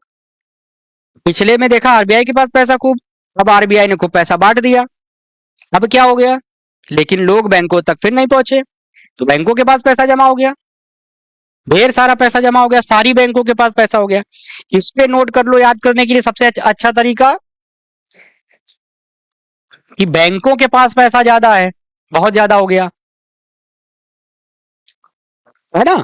थोड़ा सा प्रैक्टिकल फॉर्म सोचा करो तुम लोग, क्या सोचोगे, आरबीआई बॉस है तो बॉस है ना, तो कुछ तो फीलिंग बॉस वाली होनी चाहिए। तो वहां आरबीआई की थोड़ी सी इच्छा चल रही थी कि नहीं, तुम हम नीलामी करेंगे, लेकिन या तो रेपो के तुम कम लोगे या ज्यादा लोगे, है ना, क्योंकि आरबीआई अपने इस स्तर से पैसा आरबीआई के पास ज्यादा थे। अब यहाँ पे क्या, बैंकों के पास ज्यादा, लेकिन बैंकों का बैंक तो आरबीआई है, रेगुलेट उसी को करना है, इनके पास पैसा ज्यादा है, फिर क्या होगा बताओ। अब आरबीआई में लोगों को अभी दूर रखो, क्योंकि लोग अभी अट्रैक्ट ही नहीं, अभी आरबीआई और इनके दोनों की बात हो रही थी, वहां भी इनके दोनों की बात थी। दूसरी तरफ आरबीआई है, अब ये पैसा आरबीआई में करना है जमा, अब किसकी इच्छा चल सकती है, पैसा बहुतायत में है बैंकों के पास, आरबीआई अपनी कंडीशन थोड़ी सी लगाएगा, है ना। क्या हो सकता है, वो क्या कह, देखो इसका फुल फॉर्म देखो, वेरिएबल रेट रिवर्स रेपो, बस यहीं से आ जाओ तुम, इससे समझ में आ जाएगा, लिख लो, वेरिएबल रेट परिवर्तनीय दर रिवर्स रेपो ऑपरेशन कर लो इस पे, variable rate reverse repo rate operation, मतलब क्या समझ में आ रहा है, रिवर्स रेपो को आधार बनाया जाएगा, है ना। यहां पे थोड़ी सी मर्जी इसकी चलेगी ना, अब जो यहां भी नीलामी होगी, सुनो, क्योंकि पैसा ज्यादा है, फिर वही बात होगी, नीलामी यहां भी होगी, सारी कंडीशन वही वाली रहेगी। वहां पे टर्म रेपो का मतलब रेपो ही था, यहां पे रिवर्स रेपो। अब जो नीलामी की दर तय होगी, यहां कंडीशन क्या होगी, कि रिवर्स रेपो रेट से ज्यादा होनी चाहिए, लेकिन रेपो रेट से कम होनी चाहिए, ये हो जाएगा। अब इसके बीच में लगाओ बोली, मतलब सिर्फ ये है, मतलब इन दोनों के बीच में होना चाहिए, हो गया, नोट कर लो, मतलब समझ में आया इसमें कुछ। और आधार क्यों बनाए, देखो यहां से रटना बिल्कुल भी नहीं है, देखो इधर पहले रिवर्स रेपो को आधार बना, नाम ही उसका है, यहां से ध्यान करो ना, वेरिएबल रेट रिवर्स रेपो, तो रिवर्स रेपो को आधार बनाया जाएगा कि इससे ज्यादा गोली लगाओ तुम, लेकिन रेपो से कम हो गया। मान लो रेपो रेट 6.5% है, रिवर्स कितना था 5.5% मान लो। अब जो बोली लगेगी, सुनो, रेट का मतलब ये माइनर अंतर ध्यान रखना, कि ऐसा नहीं है कि इसके बीच में फिक्स हो गया, बोली लगेगी पहले, बोली करता कौन होंगे, यही बैंक आएंगे, फिर बैंक, मतलब ये क्या होगा, इसमें ये किया जाएगा कि रिवर्स रेपो से इनका पैसा निकालना है, तो ये तय करेंगे, इस रेट से ऊपर हम देंगे, लेकिन इसके नीचे की जो भी बोली लगाई जाएगी, है ना। इनमें क्या हो सकता है भाई, हो सकता है कि तय कर लिया गया 6% पे, कि हम 6% पे पैसा जमा करेंगे, हो गया भाई। इसमें सहमति इनकी होगी ना, सहमति हो जाए, एक शब्द ध्यान कर लेना, सहमति, भाई बोली का मतलब समझ में आ रहा है ना, यहाँ तो ये एक एक बैठा है अथॉरिटी, अब इनमें प्रतिस्पर्धा होगी ना कि हम कितने में दे सकते हैं पैसा, है ना। तो इनको ऑप्शन क्या दिया जाएगा कि इसके और इसके बीच में तुम्हारा रेट रहेगा, जिस पर दोनों में सहमति हो जाएगी। अब ये आपस में चर्चा करेंगे, सहमति करेंगे कि क्या रखा जाए प्रतिस्पर्धा। कुछ लोग कहेंगे चलो 6% पे क्या नाम रख दिया जाए, कुछ हो सकता है 6.25 पे हो जाए। तो देखो यहाँ हमको लग रहा है कि अरे 0.25 में क्या फर्क पड़ेगा, वहां तो हजारों करोड़ की बात होती है, सैकड़ों सैकड़ों करोड़ की बात होती है, तो वो भी करोड़ों पे ही जाएगा ना, उनका लाभ और हानि भी। मतलब समझ में आया, कोई ये कंफ्यूजन तो नहीं है कि यहाँ बोली लगाने वाले कौन होंगे। अब बोली बैंकों के आपस की ही बात हो रही है ना, ये सारे बैंक आपस में तय करेंगे। नीलामी का मतलब क्या है, नीलामी का मतलब ये आपस में तय करेंगे, इससे ऊपर रहेगा ये इसने फिक्स कर दिया, ये आरबीआई ने फिक्स कर दिया कि रिवर्स रेपो से ज्यादा रहेगा, रेपो रेट से कम रहेगा, अब तुम लोग तय कर लो किस रेट पे रखोगे आके। समझ में आ गया ना, वो तय हो जाएगा, उसको कहते हैं वेरिएबल रेट रिवर्स रेपो। कुछ टर्म है ये ध्यान करो, केवल सारी प्रक्रियाएं वही हैं, पूरा वहां पे भी प्रतिभूतियां सिक्योरिटी रखी जाएंगी, ब्याज दर इस हिसाब से तय होगा, ये सारी चीजें समझ में आ जाएंगी। इनमें कोई डाउट है ना। अब एक देख लो, फिर एक टर्म आएगा एलटीआरओ, नोट कर लो, long term repo operation, note करो। ये सब रेपो के ही प्रकार हैं, इसलिए इंपॉर्टेंट है। सिर्फ उससे काम नहीं चलेगा कि रेपो रेट क्या होता है, रिवर्स रेपो रेट क्या होता है।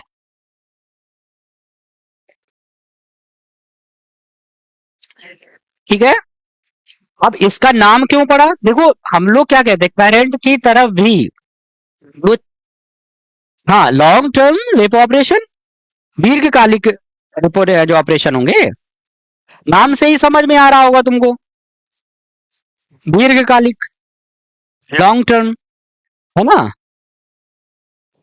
लॉन्ग टर्म वही है रेपो, मतलब समझ में आ जाएगा, एलटीआरओ बोलते हैं इसको शॉर्ट में। ये क्यों किया जाएगा, और ये सब कोविड के बाद की बातें हैं, है ना।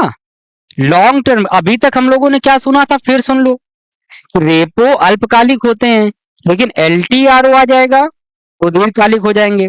तो नाम से स्पष्ट हो रहा है दीर्घकालिक, इतना भी दीर्घकालिक नहीं होगा कि पूंजी की तरीके यूज होने लगे, अंतर रखना पड़ेगा ना, 1 वर्ष से 3 वर्ष के बीच में, नोट करो ये,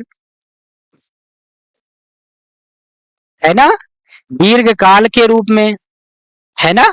दूसरी चीजें क्या समझ में आएंगी कि दिया किसको जाएगा, अब लॉन्ग टर्म की बात आ गई तो फिर इसको दिया जाएगा, बहुत ध्यान से सुनना, ये सारी चीजें बहुत इंपॉर्टेंट है, ये कम से कम इंपॉर्टेंट है, तो इंपॉर्टेंट है, लॉन्ग टर्म के लिए दिया जाएगा, दीर्घकाल के लिए दिया जा रहा है, किसको दिया जा सकता है बताओ, ये कॉर्पोरेट क्षेत्र को दिया जाएगा ना, है ना, कॉर्पोरेट क्षेत्र को दिया जाएगा, इसीलिए लॉन्ग टर्म है कि भाई चलो तुम अपना भी भला करो, है ना, उद्यमियों के लिए दिया जाएगा, सीधी बात है, कॉर्पोरेट क्षेत्र के लिए उद्यमियों के लिए दिया जाएगा। लॉन्ग टर्म से सब सिर्फ मतलब सीखो, क्योंकि एक आध क्वेश्चन इस टाइप का रखेगा ही रखेगा, इन्हीं में से क्वेश्चन रखता है ढूंढ के। दूसरी तरफ ये सब कुछ नोट कर लो कि ये क्यों किया जाएगा, फिर ध्यान से देखो, आरबीआई के पास पैसा है, ज्यादा है मान लो, ठीक, एक उद्देश्य तो ये हो गया कि इनका भला करना है, भाई ग्रोथ रेट सब इन्हीं से तय होती है ना, उत्पादन बढ़ाने के लिए यही सब काम करते हैं, निवेश यही किया जाएगा, उत्पादन यहीं से बढ़ेगा, ग्रोथ रेट यहीं से बढ़ेगा, तो इनको प्रोत्साहित करने के लिए ये एक काम हो गया, इनको प्रोत्साहन देने के लिए, ठीक, ये 3 पॉइंट हो गए तुम्हारे।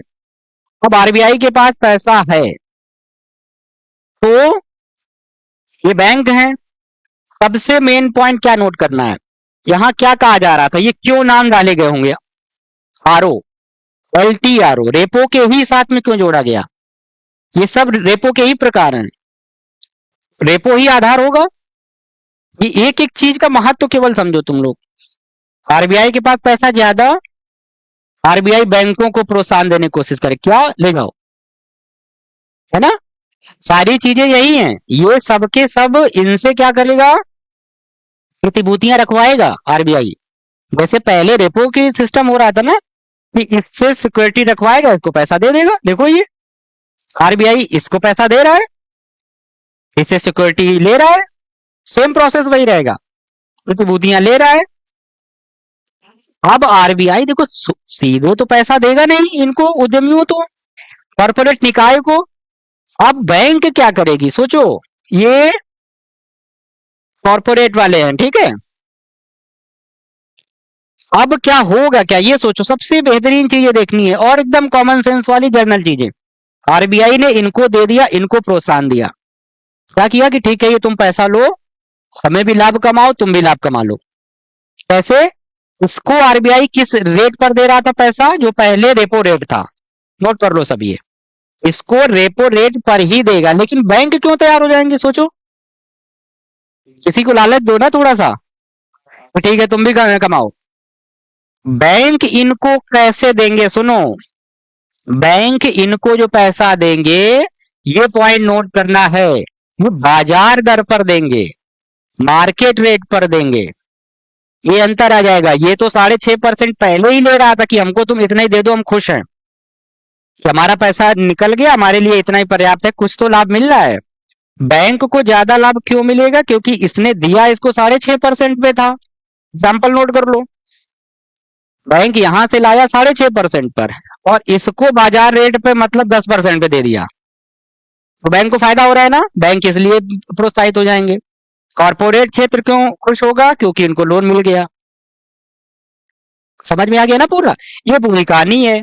और ये इसको रखवाएगा क्या इस पे, सोचो, इनके बॉन्ड रखवाता है, इनका भी हो जाएगा यूज। सारा मैटर समझ में आ गया, इससे स्पष्ट और कुछ नहीं है, इससे इंपॉर्टेंट एकदम सारी टर्म एकदम कॉन्सेप्चुअल है। समझ में आ रहा है ना कि बैंक क्यों तैयार हो जाएंगे, कॉर्पोरेट निकाय क्यों तैयार हो जाएंगे, है ना। पूरी कहानी समझ में आ गई,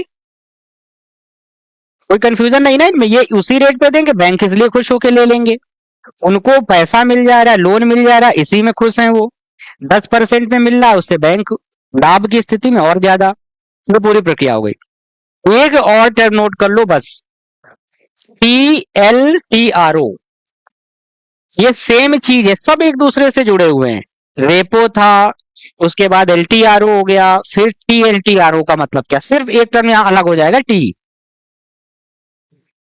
सब आपस में देखो इसमें, टी का मतलब क्या हो जाएगा, टारगेटेड केवल, लिख लो।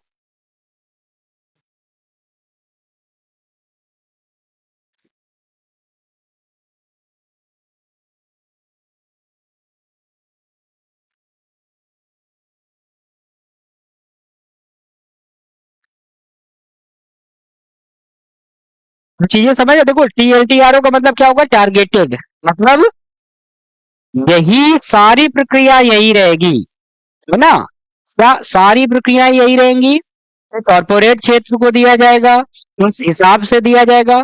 सिर्फ यहाँ पे आरबीआई ये नहीं कह रहा था कि बैंकों को कि तुम किसके लिए लोन दोगे, तुम उद्यमियों को दो। कॉर्पोरेट क्षेत्र केवल कह दिया बस हो गया। यहाँ पे केवल टारगेटेड पहले से यहाँ खुद आरबीआई तय कर देगा कि तुम इस विशिष्ट क्षेत्र के उद्यमियों को दोगे, इनको प्रोत्साहन देने के लिए, बस हो गया। मान लो इसने कह दिया कि ऑटोमोबाइल के क्षेत्र को देना है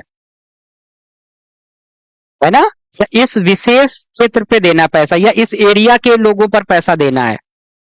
टारगेट कर दिया आरबीआई ने बैंकों को ही कि तुम यही सारी प्रक्रिया करोगे, लेकिन इन क्षेत्रों के लोगों को, इस क्षेत्र के उद्यमी जो हैं उनको पैसा दोगे। परिवहन के क्षेत्र में मान लो कह दिया, ट्रांसपोर्टेशन मामले में कह दिया तुम इस क्षेत्र के लोगों पर पैसा लगाओगे, संचार के क्षेत्र में पैसा लगाओगे, बिजली के क्षेत्र में पैसा लगाओगे। टारगेट, एक टारगेट फिक्स कर दिया, कुछ टारगेट फिक्स कर दिए, तुम इनको इनको पैसा दोगे केवल, इसलिए टारगेटेड आ गया LTRO। बाकी सारा प्रोसेस वही रहेगा। ठीक है, इनमें कोई कंफ्यूजन हुआ अब ये बताओ? ठीक है ना? क्या क्या पढ़ लिया हम लोगों ने? मॉनेटरी पॉलिसी क्या जरूरत थी, सीआरआर, एसएलआर, बैंक रेट, है ना, ये सारी चीजें देख ली, है ना। रेपो, रिवर्स रेपो, इतना मतलब बारीक तरीके से देखा है कि यहां से एक भी क्वेश्चन गलत नहीं होना चाहिए अब। ठीक है ना? Bank rate. और एक क्या होता है, फॉल मनी मार्केट, नोट कर लो। थोड़े छोटे छोटे टर्म है, फिर दोबारा इन पे पूरा क्लास लेना पड़ेगा। फॉल मनी मार्केट, ठीक है, ये क्या होता है? ठीक है, एक क्या होता है, इंटर बैंक,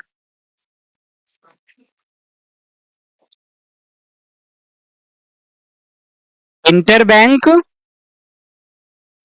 मतलब अंतर बैंक, जो मतलब बैंक आपस में जो पैसे लेते हैं ना, इंटर बैंकिंग मार्केट ट्रांजैक्शन होगा, जो उनका रेट होगा, वो सारी चीजें हैं। देखो, अगर किसी बैंक ने, केवल समझ लो पहले, अगर किसी बैंक ने रेपो के रूप में पहले से ही आरबीआई से पैसा ले रखा है, ठीक है, वो तो लोन लिया ही हुआ है, उसके बावजूद उसके पास अगर पैसा कम हो गया, कुछ टर्म इनमें देखो पहले, अभी एमएसएफ होगा, है ना, तो ये तीन टर्म अभी और बाकी हैं। ओएमओ होता है, ओपन मार्केट ऑपरेशन, ये सारे क्वेश्चन बनते हैं, केवल सुन लो, आराम से नोट कर लेना इनको। रेपो के रूप में किसी बैंक ने पहले पैसा ले रखा है, फिर भी उसके पास पैसा कम हो गया, भाई बैंक क्या करता है, कोई बैंक है, मतलब ये सारे बैंकों की प्रवृत्ति, कोई बैंक एक्स मान लो है, ये अपना फिक्स नहीं रखता है कि हमारे पास इतना पैसा आज आना है, डेली रूटीन होता है इनका, इतना पैसा आज है, कल इतना पैसा, कल खर्चे की संभावना है, तो डे मतलब डे टू डे रखता है वो पूरा हिसाब किताब।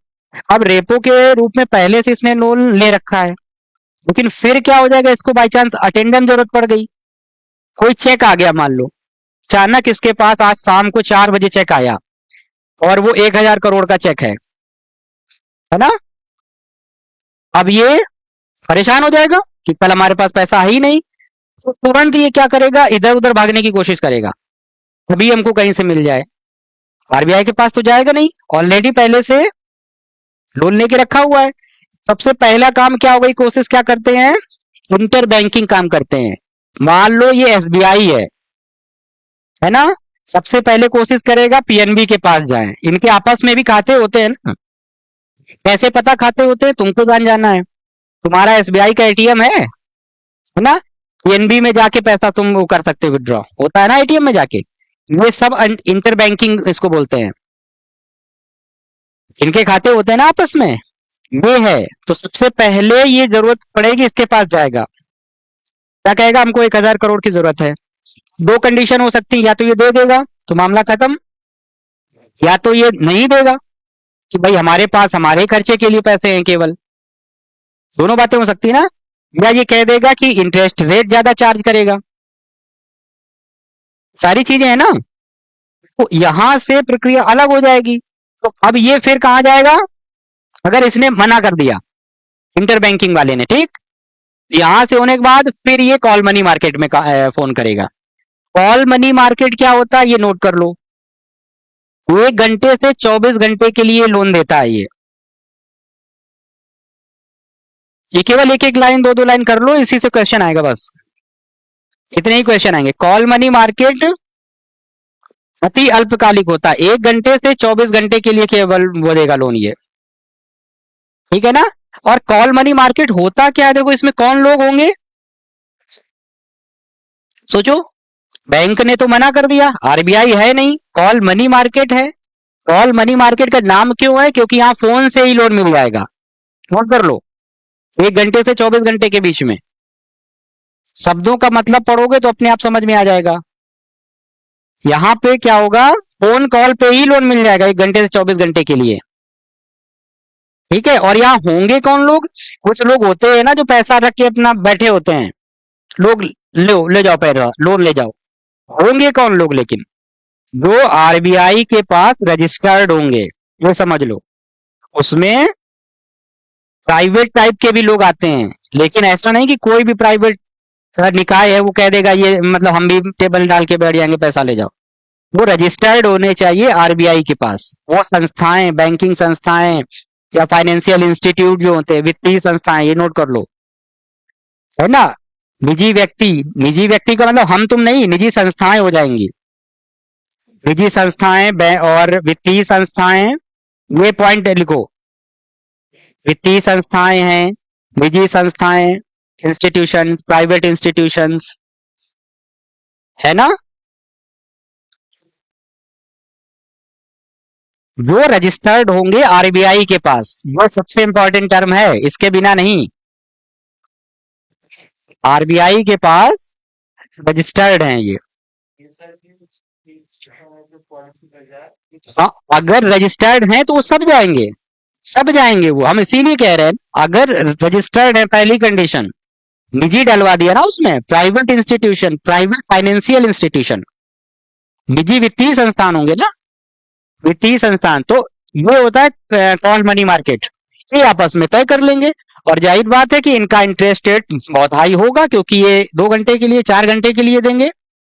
इंटरेस्ट रेट इनका हाई होगा, बहुत हाई होगा, रेपो से हाई होगा। ठीक हो गया ना, बस ये टर्म समझ में आ गया। आपस में करते थे, ये करते थे। और अब सोचो अगर यहां भी पैसा नहीं मिला उस व्यक्ति को, इस बैंक को, फिर क्या होगा। वो पहले पीएनबी गया, मतलब यहां भी वो आया, इसने नहीं दिया था, कॉल मनी मार्केट ने नहीं दिया। अब क्या विकल्प बचा उसके पास, अब बचा एमएसएफ।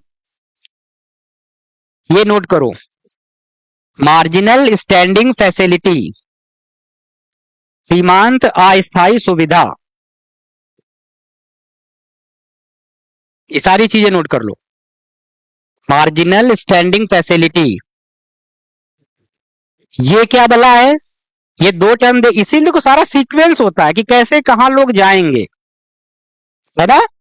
अब जब कहीं कुछ नहीं मिल रहा है तो आदमी मजबूरी में लाचार, बीमार, असहाय होके फिर पहुंचेगा किसके पास। एक ही ऑप्शन है बापों का, वो क्या है ना, हर बाप का एक बाप होता है। कौन बैठा है, बैंकों का बैंक, बस आरबीआई के पास जाएगा। लेकिन आरबीआई लपेटेगा ढंग से, कहेगा तुमको किसी ने नहीं दिया, रेपो रेट तुम पहले से ही हमसे रखे हो लेके, भागो यहां से, कहेगा, देगा। लेकिन देगा, क्यों देगा, हमने पूरी बैंकिंग सिस्टम की बात की थी कि पूरी बैंकिंग व्यवस्था का हेड यही आरबीआई है ना। मॉनिटरिंग उसकी है, बैंक का बदनामी का मतलब आरबीआई की बदनामी, तो पहरेदार तो वही है, क्योंकि बैंकिंग व्यवस्था से लोगों का भरोसा उठना है। क्योंकि 1,000 करोड़ का चेक ये लेने आदमी यहाँ आया था रात में, और अगर बैंक ने कह दिया हमारे पास पैसा नहीं है, तो ये खुद तो गाएगा ही गाएगा, अरे ये बैंक बेकार है ना, 4 लोगों से और कहेगा, है ना, बदनामी कराना शुरू कर देगा, अपना सारा पैसा निकाल के ले जाएगा। ये चीजें सब होंगी ना, जनरल चीजें हैं। बैंक की बदनामी में करे, अरे यार एसबीआई बेकार है, पैसा ही नहीं उसमें है, तो लोग यहाँ से, बाकी लोग भी पैसा निकालना शुरू कर देंगे। बैंकिंग व्यवस्था में अविश्वास पैदा होने लगेगा।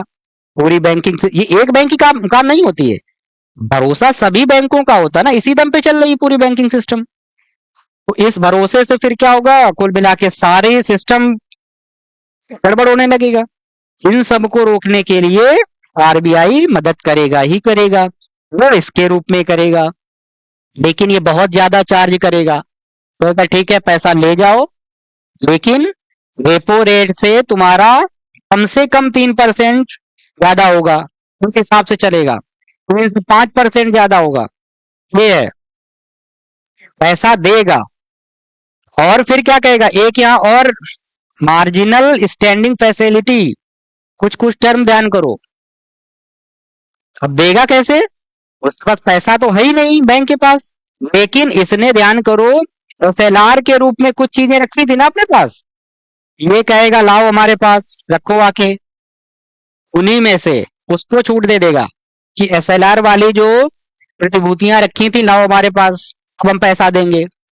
तो ये आरबीआई देगा, ये आरबीआई का हथियार होता है, ये नोट कर लो। ठीक है, मार्जिनल स्टैंडिंग फैसिलिटी। समझ में आ गया, ये लास्ट ऑप्शन होता है। ठीक, पूरी कहानी समझ में आ गई ना। और जो बेसिक चीजें हो कि एकदम की पॉइंट कितना परसेंट रहता है वर्तमान में कितना, इससे अपना अपडेट रहो हमेशा के लिए। आज से 1 साल बाद भी पेपर देना है तो उस समय भी देखो।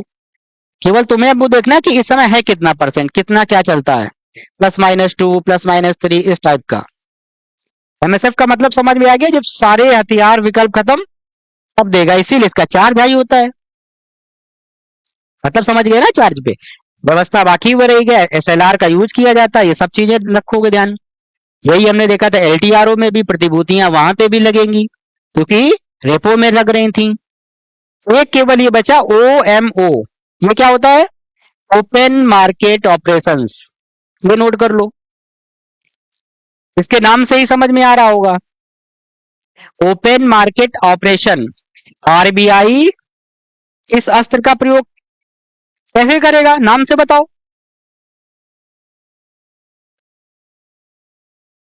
सोचो। बिल्कुल, भाई खुले बाजार की नीतियां ना इसमें तो ऑपरेशंस हैं।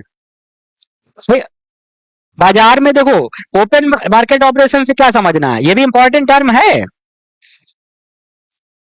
आरबीआई है, खुले बाजार में उतर आया, उसको क्या करना है, बाजार में पैसा कम है, बाजार में पैसा कम है, क्या करने लगेगा? ले जाओ, ले जाओ पैसा, ले जाओ पैसा, बांटने लगेगा। कैसे बांटेगा? अब जो प्रतिभूतियां होंगी वो यहां कहेगा लाओ, है ना, प्रतिभूतियां दे जाओ, पैसा ले जाओ, ओपन मार्केट में होगा। ओपन मार्केट में होगा कैसे? भाई प्रतिभूतियों का ही खेल हो रहा है पूरा, वही वाले सारे संस्थान कर लो, इंस्टीट्यूशन, आरबीआई के पास रजिस्टर्ड है जो, वो हिस्सेदारी करेंगे आके, आएंगे, है ना। फाइनेंशियल इंस्टीट्यूशंस जो है ना, बैंक है, सारी सब लोग यहाँ पे आएंगे। सब आएंगे, प्रतिभूतियां लाओ, सिक्योरिटीज जो है, ठीक, और पैसा ले जाओ। ये कब करेगा? जब बाजार में पैसा उतारना होगा, ये चीजें देखो पहले। जब बाजार में पैसा उतारना होगा, पहुंचाना होगा, बाजार में फ्लो कराना होगा, समझ रहे हो ये मतलब, तब ये करेगा आरबीआई ओपन मार्केट में। और जब बाजार से पैसा खींचना होगा तब क्या करेगा, सोचो। भाई जब बाजार से पैसा, तरलता ज्यादा हो गई बाजार में, तो क्या करेगा? पैसा खींचेगा,